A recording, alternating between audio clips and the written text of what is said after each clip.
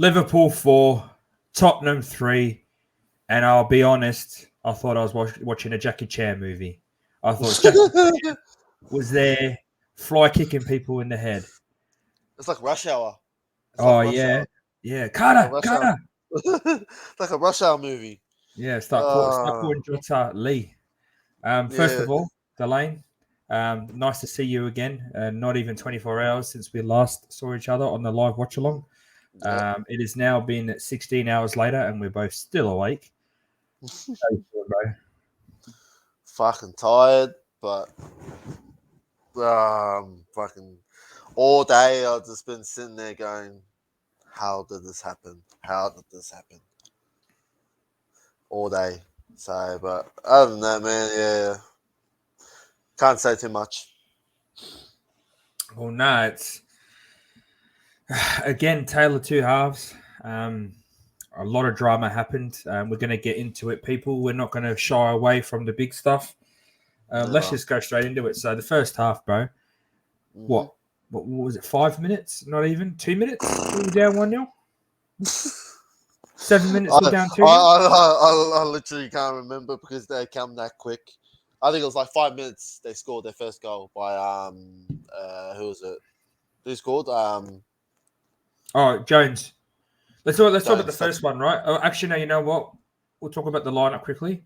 The only changes that we had from the Man United game was Cooley came in for Richarlison, and Davies started instead of Langley. Do you feel like they were decent changes? Do you think that should have, it's pretty much like for like for me. I don't see much change apart from that. And the thing is, even with those changes, we started the same way as we did against United, so it didn't make much difference. Exactly, but no, you're right. I think those changes didn't really change. Like it's like for life player, just a normal day in the office, I guess. Same shit. Well, it seems that way lately. The way we're playing, it seems like it's a fucking.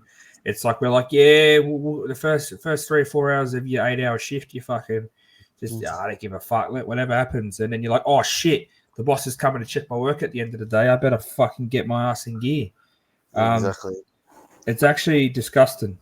Honestly, I don't know what we do before we start games. I know Mason's tried a new tactic of getting the players in there early, letting them stay at home, but it's like the players just aren't interested in until we're behind. It's like they think it's. I think they've got this mentality that they're better than what they are.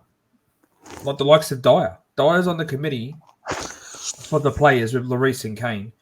Don't know why he's even on the committee. I think it's Lloris, Kane, Højbjerg, and Lloris. Why is even Højbjerg there? He hasn't even been in the club for fucking longer than them. So why the fuck's he in the committee? And as far as I know, why is Eric Dyer even in the picture? The only person that deserves to have a say in this club is Harry Kane. 100%. Honest. It's like Mbappe at fucking PSG. Like exactly, Kane's the only one that has the right to say what he wants. He's a boyhood club. Never. I mean, did down tools started last season when he got denied to go to Man City, but he picked his game back up.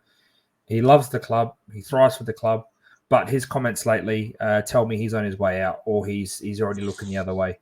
We'll get into that later on. We're back on the first half, first goal. I did not know what Pedro Porro was doing. I'm sorry. Everyone's giving him excuses saying that he asked Kulu to cover Jones. Who was Porro? Who was Porro marking if he wasn't marking Jones? Because Romero was in front of him and he had Diaz.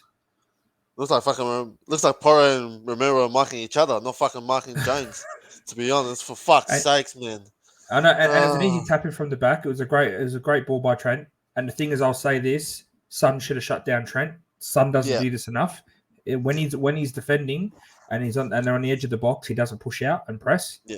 And we just gave Trent all the time in the world. And he's the best fucking right wing back in probably in Europe when it comes to putting balls into the box. He's got a great cross.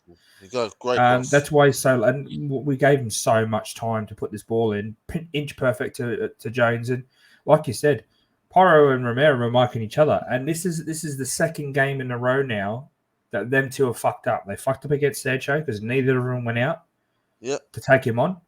and then they fucked up against Jones because it's like they've got no idea where the other one is. It's not that they're not looking back. They're not looking behind them. They just go, oh yeah, there's a ball. Oh, he's going behind us. Oh, who's behind us? Oh, Jones. Bang, goal. You're just like, are you kidding me? Do you look behind you? That's the whole point of you being a defender. You look behind. You look what's around you. Not fucking look what's in front of you. But that first goal was a fucking. That's on Porro and Romero, or mostly Porro for not marking. We didn't. Nothing was really going forward. I can't remember a chance for us in the first half. To be honest, I don't remember any chances. I mean, we got the penalty, didn't we? No, we didn't get the penalty. Did Kane score? No, he didn't. Yeah, he did. Yeah, he scored the second goal. Yeah, I can't remember the game, bro. To be honest, it's that it feels like it's that far away. But the second goal was Diaz, banger of a goal. Pretty sure. Let me just have a look. Again, Perisic not marking. I think it was Salah. He wasn't marking Salah. So again, these wing backs are not proper defenders. Yeah, you're right. I remember it now because he did a half volley, right in front of Fraser Forster. Forster wasn't. I think maybe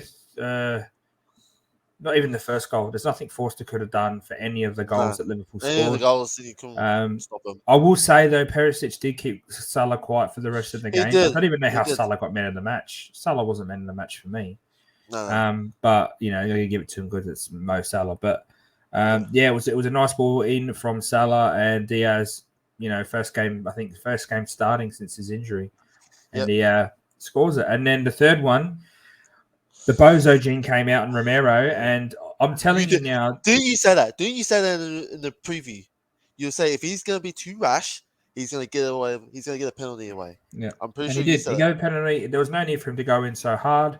All he had to do was stand his ground. And I'm going to say the best defenders, the likes of Maldini, the likes of Chiellini, Bonucci, Vidic, Ferdinand, John Terry, they don't go to ground. 9 times out of 10, the only time they go to ground is when they're chasing back. So the ball's gone behind the line and they're chasing and they slide across to catch the ball in movement. When they're backs to their goal and the striker right in front of them or the ball right in front of them, they never go to ground because they know that if they go to ground and they get beat, that's it. They can't do anything. And he just went down and took Diaz out. Blatant penalty. I'm not going to argue. I think it was Gakpo. He took Kelly Gakpo. Yeah, Gakpo, sorry. And then Gakpo, who slotted it? Gakpo didn't slot it. Was it Salah? Salah. So Salah slotted it straight down the middle. I mean, Forster dove the wrong way. Not much he could do. And, we were down 3-0 in 16 minutes. And, we did hold on for the rest of the half, but I felt like it was us just really holding the fuck on. And I thought this was going to be another Newcastle 2.0. I thought it was going to be a Newcastle. I thought it was going to be Newcastle 2.0. Since those 3 goals went in, I'm like, we're done. We're ready to leave the stream. We're about to end the stream. Seriously. I was ready just to go back to bed. I was so tired already. Yeah. Just seeing that was disgusting. The only shining light was the great movement down the left and Perisic absolutely skinning Virgil van Dijk and making him look like a fucking schoolboy defender. And great ball over the top, and Harry Kane does what he does. Great half volley. 2, and I'm going to say it now because I'm not going to go wait to the end of the video to say it. He is now the second joint top scorer in the EPL on par with Wayne Rooney with 208 goals. He is 52 now away from Alan Shearer. And with the way he's playing, we've got 5 games left of the season, or is it 4? I think it's 5. Nah, Palace. 4. He will score at least 2, so that'd be 50. He needs to have 2 more seasons in the Prem, and I think he's got it. And I think he needs 2 seasons outside of Tottenham, and he'll definitely get it. And that's probably what's going to happen, to be honest. But going into the halftime, we looked a little bit better. I felt like Liverpool kind of stood off for me. Yeah. I would say Skip is the only one in that first half that had anything to hold his head He on. was the only one pressing. No one else was pressing. He was the only one pressing. I'm going to say it now. Skip, like everyone that can say Skip's not good enough, right? And yeah, look, I'll admit he may not be the most athletic. He may not be the best ball player. He may not be the best defensive midfielder, centre mid, whatever. But every successful team has a player like this. Ferguson had Fletcher. He had Johnny Evans. Klopp had Henderson. You know, every team has that one player that just connects it and is the leader. Skip's going to be our leader. For me, he's the prime example of what our captain should be, future captain. He works his box off. He knows he's not the best, but he still tries. He from what I heard, he called out Lloris, so he's not scared to call out senior players when they're fucking up, and he loves the club and he knows what the club's about. So for me, people may mock me for it. I don't give a fuck. He has to be in line if he stays at the club for future captain, because I feel like he leads by example, just like Kane does. But I think Kane's not as much of a Kane's not one of those guys that, like, for me, if you go and slap his missus on the ass, Kane isn't going to fucking punch you out. He's just going to take his missus away and have a go at you. He ain't the one to confront, really. Like, Skip could be the one that would fucking headbutt you and then go, yeah, what? Touch my missus again. You know what I mean? Yeah. And that's the kind of guy I want to see that's going to fight and drive. And he knows he's not the best, but he does what he does well, and he works his socks off. And that's pretty much all we can really say about the first half. We weren't very happy. We weren't excited about the second half, but what a second half it was. I don't know if the Skip tackle on who was it on? Was that in the first or the second half? That was the second half. I think it was on was it on Diaz? Yeah, it was on Diaz. Yeah, Diaz. So I'm going to say it now. Skip could have seen a red. I did say it on the stream. Yeah. However, I've seen a lot this season. He got the ball and followed through. Now, I'm sorry, but like, for me, if he didn't get the ball, straight red. See you later. It could have snapped Diaz's leg. Yeah. But when it comes to the red, see, I'm biased. I'm going to say no, but it could have gone either way for me. And that's one controversy everyone says about it. But for me, it could have gone either way. I would have accepted a red, but I'm happy it was a yellow. But there's other occasions where a player's touched the ball, but then also their feet roll across the top of the ball and they get their legs. And they've been sent off. So it's hard. It's 50-50. Like, yeah. You got to make the rule. It's either if you touch the ball and you hit them with your studs, it's a yellow. If you don't touch the ball and hit them with your studs, it's a red. That's how they should do it. It should be even if you don't roll off the ball, that's how it should be, because and it comes to the other red card shout in the game. It comes down to it. Actually, there actually should have been two, if I'm honest, but for Liverpool. But that's the thing that the whole Premier League have got to fix. The refs, it's so inconsistent. Like, we'll get into it. Skip, right? Jota should have been sent off. 100%. 100%. There's no way that you don't get sent off. That's fucking assault, man. That is a high boot to the face. He was bleeding, or to the head. Sorry, he was bleeding. Yeah, that's instant red card. Instant. No and buts. That's the thing for me, right? If there's blood, instant red. Doesn't matter if it's accidental. Now, I know he did touch the ball, and I know Haaland earlier on this season had the same thing where he hit the ball. The difference is Haaland's 6'5", right? Jota's fucking smaller than my left toe, right? Yes. To get his foot that, I'm not saying Skip's tall, but to get his foot that high, it was over his head, and he was studs. His foot was flat. If you look at Haaland's one, his foot was like he was trying to strike the ball with the top of his boot. Yes. Jota was studs to the face, and he was bleeding. For me, should have been a red. That should have been a red. That's a poor ref decision, because VAR basically they both bottled it. They bottled it because they're at Anfield, and that's the thing I want to say is you can see it. Ryan Mason says to the fourth official, it's because of where we are is why that wasn't a red. Straight up, he says it, and I'm pretty sure, and I pointed out to you in the stream that even the fourth official was like, yeah, I agree. Like, that's fucked up. That should have been a red. He didn't say it like that, but you could tell him that he was agreeing with Mason, but he was trying to calm him down. And that's the thing. People need to realize that Mason, his career was shortened because of a head clash, because of a head injury. He can't play football again because he could kill him. So for him, seeing Skip like that, that's, he has every right to be upset. It's his player, but he's even more upset because his career has been ruined through an head injury. And that's what we don't understand. They can sit there and mock him, but the guy has cut his career short. He was 25. He was nearly in his prime. I'm not saying he was great. Like, he was a decent footballer. And the guy now has to watch one of his kids that he probably knew in the academy when he was at Tottenham, and obviously still knows him at the Tottenham now that he's back, possibly could have the same situation as he is, and the rest did nothing about it. Yeah. That's absolutely disgusting. It's absolutely disgusting what the refs did. Like, how can you not see that there, right there in front of you, flat boot to the face, Skip's bleeding. Where was it? It was just a yellow. No. That's a straight red. No ifs or buts. I just don't know what the whole referees are corruption right now. They're corruption. The VARs are corruption. Yeah. That was so poor, really poor. But we'll get into the second half goals. So we played very well in the second half once again. Well, I wouldn't say very, very well, but we upped the tempo. We pressed high. We made early subs. I think the standout subs for me, it was weird bringing Sarr on. It seemed to stifle our momentum because I think we scored through Hungmin's son. Yes. Sorry. It was amazing ball over the top by Romero. And Son just slotted it. It was, a Son-esque. And I did say it. I said to him, if anybody's going to score, it's going to be Sonny, because he was he hit the post twice. One was offside, but the other one hit the post.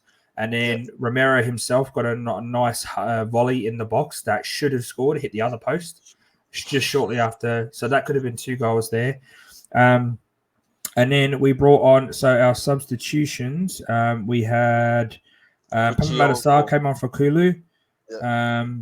That was our first sub, Sarr. And then we brought on a double sub of, I'm pretty sure it was Richarlison. Richarlison for... oh, no, it wasn't. No, it was a double sub of... no, Richarlison came on by himself, didn't he? Yeah. For... who was it? I think it was Skip? Was it Skip? Yeah, it was Skip when Skip went off. Yeah, Skip, yeah. And I'm going to say it now. Konate should have had a second yellow. The amount of fouls, the amount of times and look, I'm going to say it, right?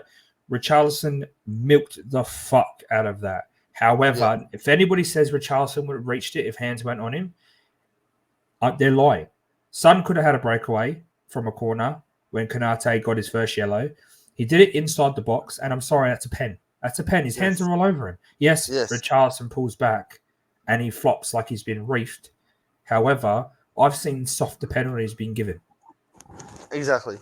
But yeah, that was so soft. But this is what I mean.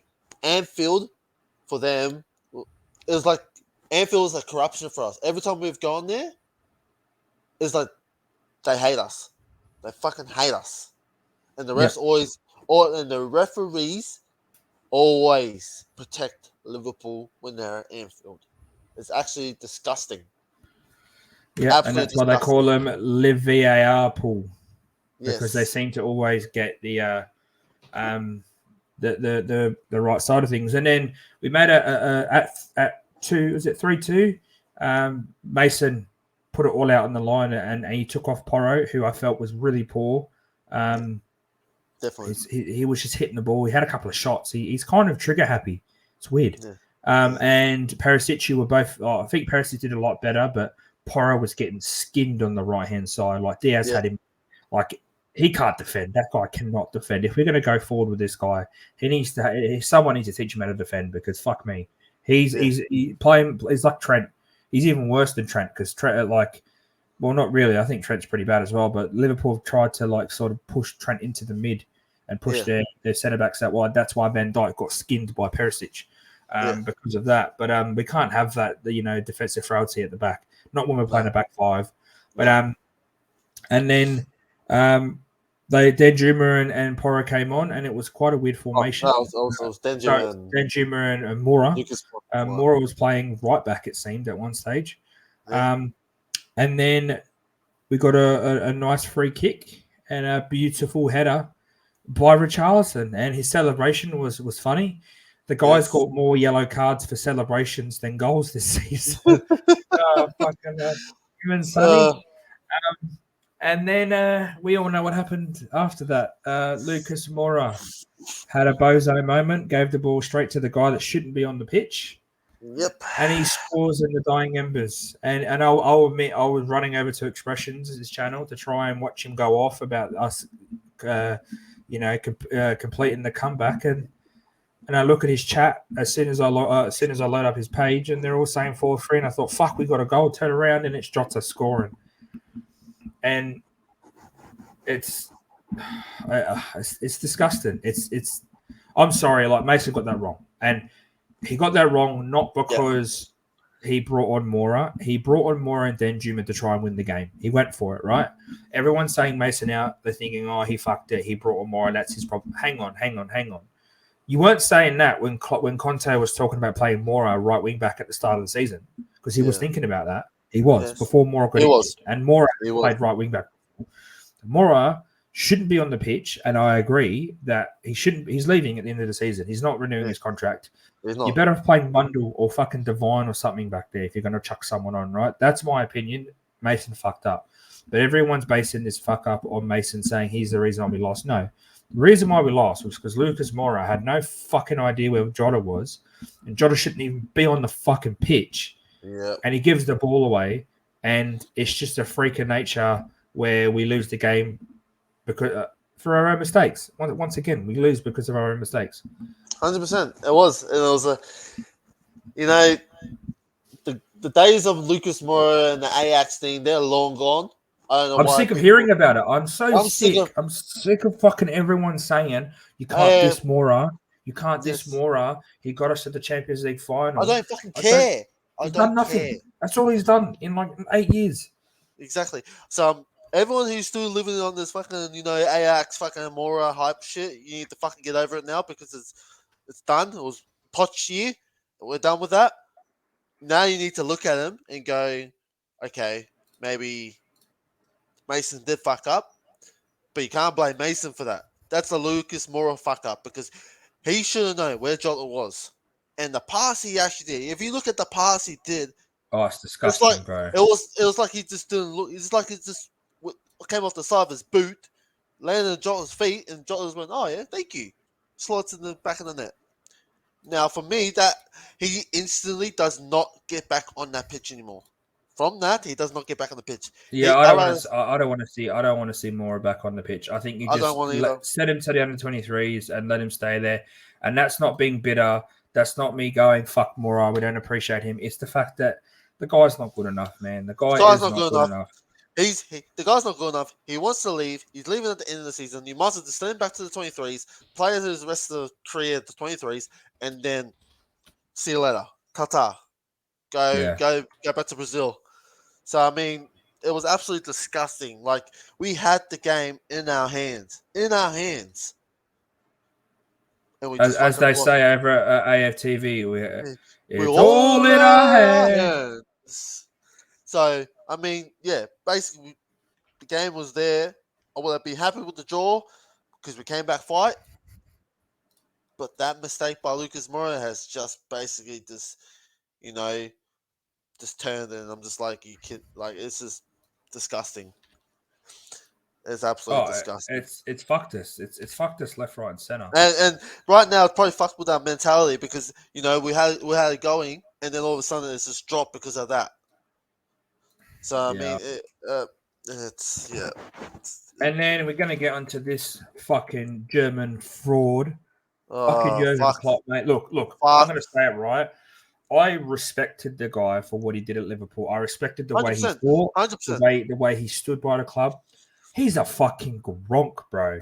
The way he reacted, and I'm glad he fucking pulled a hammy. I'm so glad he pulled a hammy because the way he reacted to Ryan Mason, because Mason was fucking losing it about the whole skip thing. And then after the game, he had the nerve to mock the tactics when and said that, they were too busy counter-attacking. That's not. Hang on, we nearly fucking beat you, lad. Like we honestly, like, we woke up. Your team was in turmoil. You were losing your shit. And you only got back. You only won the game because we fucked up. If we didn't fuck up, you wouldn't have won the game.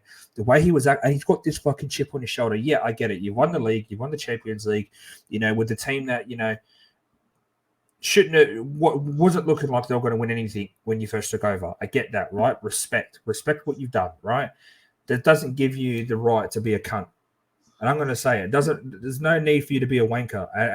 I'm Klopp's done a lot the last few years that's made him look stupid. And once again, the way he was overreacting, I'm like, relax, mate. Like seriously, yeah, you won the game. Don't be like, I'm glad you pulled your hammy. That's what you get for being a knobhead. 100%. And like, look, I agree with you. I respect the guy what he's done in Liverpool. Like, he's won Champions Leagues, he's won the league title. Like, I respect him. I respect that. I respect him. I respect him as a manager, but as a person, I don't respect him. He's an absolute fraud. He's a gronk. He's a lunatic. He's an absolute. He's a fuckwit. To be honest, he's a fuckwit. Fuckwit. So basically, I'm glad he pulled that hammy because seriously, he deserves it because he's an absolute tool. Like I don't Yeah, understand. Like, take your veneers and fuck off. Because like seriously, like the way he reacted it just put a sour taste. And yeah, we're probably hey, being bitter. And if people want to sit here and say we're being bitter, so fucking be it. The guy's been whinging about shit for so many years now. he He has. calls himself an elite manager, and the way he acts sometimes and excuses he makes for himself.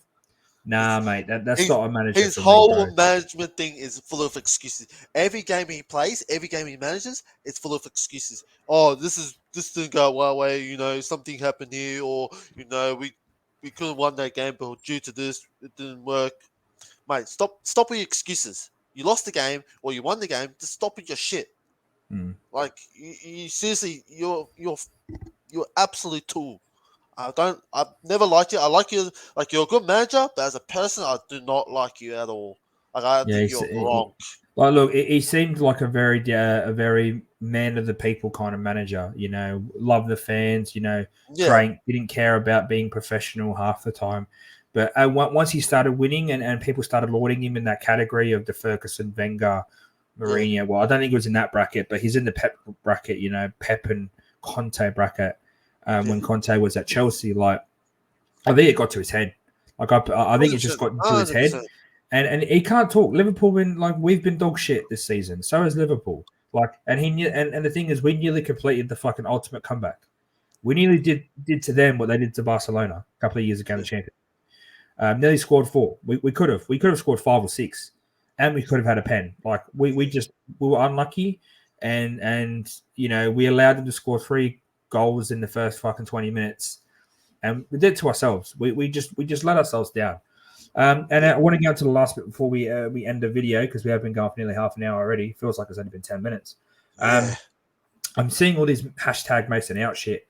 Look, I'm going to say it. I don't think Mason should be the manager next season, right? I think we should be bringing in a manager that we want, a manager that's established, a manager that has a certain way and gets what they want, right? Because we all know Mason's just going to be happy to take the job because it's Tottenham. So the likes of Poch and Nagelsmann, if they're demanding what I think they're demanding, and they want total control over the football side of things, or working with someone like Scott Munn for the control of the Tottenham, like the football side of things, that's what I want. However, if you're just going to go and get some nobody that doesn't know the club, doesn't know how we play, just fucking give it to Mason. I'm not saying Mason in, but I'm saying there's no harm in giving it to him if you're going to go for someone that doesn't fit the club, like a Nuno. Like, there's no point. I'd rather Mason over Nuno. And I'm sorry, I'm going to say it because at least Mason knows the history of the club. He knows what it's like to play for the club, to love the club, and he knows what kind of football that we want to play. Exactly. No, I agree with you. I don't want a manager that's like a just not passionate, or I don't want a manager that's just gonna come here and try and or like a defensive manager. I don't want a defensive manager. I want a manager that's gonna come here, put his foot down and say, "Look, I want this. I need this. This is the project I want to go with. Let's focus on this project and build on it." And if that doesn't mean if Harry Kane stays, so be it. If he stays, he stays. If he doesn't, look, I'm not gonna be disheartened. The guy deserves more, but at least with that money if we sell him for, we build we build on that. We use that money to go get new defenders. We go get midfields. Maybe another striker. So Yeah, look, Nagelsmann is kind of the answer we're going for because he's kind of like a similar to Poch, but it all depends if Nagelsmann wants to come. Now we know that Poch is probably going to end up at Chelsea. I don't think so. I think Poch is using it as a. See, look, there's one or two things going to happen with Poch. It's either he's going to go to Chelsea, right, against his will, and he's going to be shit. Or he's using Chelsea to kind of go, Levy, if you don't fucking give me what I want, I'm going to go there, and they're going to give me what I want. Yeah. And he goes, you don't want that, because if I play the football that we were playing when I was at Tottenham, like prime Tottenham, and I get the players that I need over there, your Tottenham ain't going to make top four. Tottenham ain't going to make top four. I think because if I'll be honest, right, Lampard's lost his last 5 games with Chelsea, straight 5 games, right? Yes, There's no way that they're looking at Frank and going, see out the season. They're not going to make top 4. They're not going to make top 6. I don't think they're going to make conference the way they're playing. They're basically they're coming close to the relegations. To be honest, yeah, they're only I think 9 points away or 10 points away from relegation with 5 games to play, or 4 games because they've got Arsenal Wednesday morning, Tuesday night. So if they lose to Arsenal, please beat Arsenal. It'd be so funny if they beat Arsenal. Oh, it'd be the fucking best, man. I'm loving it at the moment. It's hilarious. But and that's the thing for me. It's I think Poch is playing games with Levy, and so he should, and so should Nagelsmann. I said this on the stream with Elias yesterday. If the managers that come in are demanding this, and every manager is demanding this, it's either one or two things are going to happen. Mason will take over, and the fans will revolt. Yeah. Or the manager will get what he wants, and then we can actually start building a team. Not a rebuild, a build, because we haven't had anything to rebuild off of. With everything from Poch's era. So for me, I think if you're going to go for someone like Nuno again, 13th choice, just give it to Mason. But I want Nagelsmann or Poch. That's it. I don't for me, they're the top 2. If there's an outsider who's the other outsider? You mentioned it the other day that they might be looking at it. Potter, if Potter comes in, he's kind of with that mold of building. But the thing is we need a manager like Nagelsmann or Poch. I know Poch won at PSG, but still, Tuchel couldn't win at PSG, and Poch did. So it doesn't really matter. And Tuchel went and won the Champions League with fucking Chelsea. So those 3 I'm okay with. But if you're not going to get those 3, I don't want some fucking Bob Joe that's done half decent in the fucking Portuguese 2 league or something. I want a manager with a set mindset, can work with the players that we have, but also wants to integrate his own players and can keep Kane around, because I don't want to see Kane go. I know you don't. No Tottenham fan wants to see Kane go. I want him to win the league with us or win a trophy with us and get the top goal scorer with Tottenham, get his statue out of the stadium. Then I want him to become a club ambassador and then be best job for Kane. Go and be a striker coach. Be an ambassador and be the striking coach for the first team. 100%. No, I agree with you. But yeah, I want a Nagelsmann or a Poch to come in, or I don't really want Potter. I put him in there because he's available. That's all. Well, you got Brendan Rodgers as well, but I don't want. No, fuck him. I don't want Brendan Rodgers. No. Brendan Rodgers. I don't want him either. Yeah, as you said, the 2 toppers, Nagelsmann and Poch. So. Yeah, you're Poch. I want Poch too, and most fans want Poch back. So look, I'd take Nagelsmann at the moment. I don't believe in going back to Poch because I don't think if Nagelsmann comes and we win something. Look, if Conte or Mourinho or Nuno won something, I'd say get Poch because the burden of winning something won't be on his shoulders like it was before. Now, if he comes back, it's going to be we know what you've done. If you don't get close to what you've done in the past, that's it. It'll burn his legacy. For me, it needs to be Nagelsmann comes in, Poch goes to Chelsea maybe. Poch manages at Chelsea, wins a couple of trophies with them, does really well.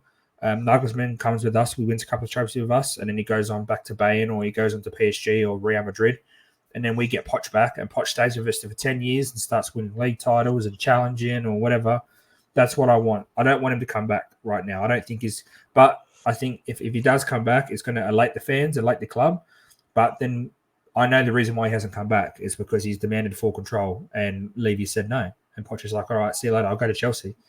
And Levy's shitting it because I'm going to say it now, purple and gold until the club is sold. And everyone can sit there and say, why purple and gold? Because you're not going to notice a white and blue movement in the stadium. You will notice a purple and gold though. So it's the new movement, guys. Purple and gold until the club is sold. For Levy out, Enoch out. This is what we need to do to make a change. And the movement's growing. A lot of people are doing it. A lot of people on Twitter, a lot of people on YouTube are doing it.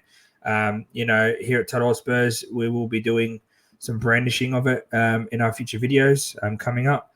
But this is what the pressure needs. And like I said on Elias's channel is at Step Up Spurs. If you want to go over there and give him a like or subscribe if you haven't already.